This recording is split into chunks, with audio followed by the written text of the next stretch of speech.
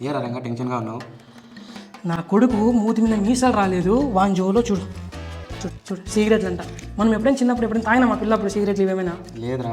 రాని నా కొడుకుని ఈ చెప్పు దగ్గర కొడతా నా కొడుకుని. రాని చెప్తా రాని, ఇంటికి వస్తాడు, ఆడిపోతాడు రాని. హలో మామా, ఈరోజు మా డాడీ నా ఫ్యాన్ చెక్ చేసినాడు మామ. దాంట్లో సిగరెట్లు చిక్కినాయి మామ. ఇప్పుడు ఇంటికి పోతే సౌమింగ్ అవుతాడు మా నాయన.